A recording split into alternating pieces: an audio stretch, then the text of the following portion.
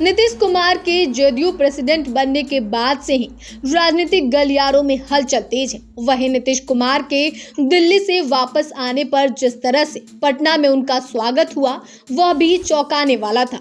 इसको देखकर इतना तो साफ है कि जेडीयू में हुए बदलाव से पार्टी के लोग बहुत खुश हैं। लेकिन यहाँ गौर करने वाली बात यह है कि इसके बाद से बिहार के लगभग सभी राजनीतिक पार्टियों में बैठकों का दौर जारी है। खासकर जेडीयू, आरजेडी और बीजेपी में हुए बैठकों से चर्चाओं का बाजार गर्म है। ऐसे में आइए हम भी इसी मुद्दे पर चर्चा करते हैं।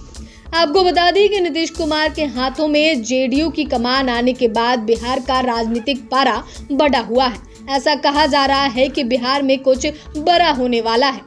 ऐसे में आने वाले समय में बिहार की सत्ता में बड़ा बदलाव देखने को मिल सकता है। हालांकि सबसे ज्यादा चर्चा इस बात की है कि बिहार में खरमास के बाद जेडीयू और बीजेपी का फिर से गठबंधन हो सकता है। देखें तो जेडीयू और बीजेपी दोनों ही दलों में ताबड़तोड़ बैठकें हो रही हैं, जिससे ऐसी संभावनाओं को और ज्यादा बल मिल रहा है। वैसे बीजेपी नेताओं के तरफ से ऐसी किसी संभावना से इनकार किया जा रहा है, लेकिन इतिहास गवाह है कि राजनीति में ऐसे इनकार को बदलने में समय नहीं लगता है। चूंकि बीजेपी और जेडीयू वर्षों तक गठबंधन में रही है, इसलिए इन दोनों का फिर से मिलना कोई आश्चर्यजनक घटना नहीं होगी। हालांकि चर्चाएं सिर्फ बीजेपी और जेडीयू के बीच फिर से गठबंधन की ही नहीं है, बल्कि कहा यह जा रहा है कि आने वाले समय में तेजस्वी यादव बिहार के मुख्यमंत्री के रूप में नजर आ सकते हैं। वहीं बीजेपी ने तो भविष्यवाणी भी कर दी है कि 2024 में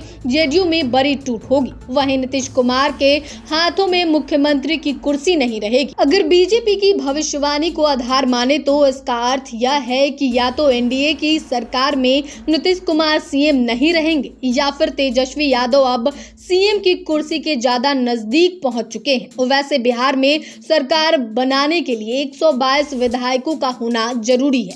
यहाँ आंकड़ों के हिसाब से जेडीयू और बीजेपी के पास पर्याप्त बहुमत है। दूसरी तरफ बात महागठबंधन की करे तो आरजेडी के पास 79 विधायक है और वहीं कांग्रेस और वाम दलों के विधायक पहले से ही आरजेडी के साथ गठबंधन में है। इस तरह तेजस्वी यादव के पास अभी 115 विधायकों का समर्थन है, यानी उन्हें सरकार बनाने के लिए सिर्फ 7 विधायकों की आवश्यकता है। ऐसे में अगर आरजेडी 7 विधायकों को साथ ले आती है तो बिहार में बड़ा बदलाव देखने को मिल सकता है। वैसे यहाँ दल बदल विरोधी कानून पर भी पार्टी को ध्यान देना होगा। देखें तो जदयू में बदलाव होते ही आरजेडी में भी बैठकें हो रही हैं।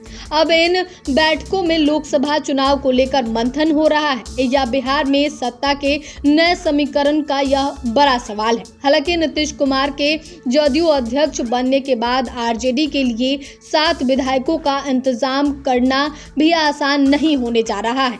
इसकी वजह यह है कि अध्यक्ष होने के नाते जदयू पर इनकी पकड़ ज्यादा मजबूत होगी और इतिहास गवाह है कि नीतीश कुमार कड़े और बड़े फैसले लेने के लिए जाने जाते हैं। इसलिए पार्टी में संभावित विरोध को रोकने के लिए वो कोई भी सख्त कदम उठा सकते हैं। इस तरह बिहार की राजनीतिक हालात इस वक्त ऐसे हैं जहां नीतीश कुमार कोई बड़ा फैसला लेते नजर आ सकते हैं। अब देखना यह है कि बिहार में आने वाले समय में कैसे सियासी समीकरण देखने को मिलता है।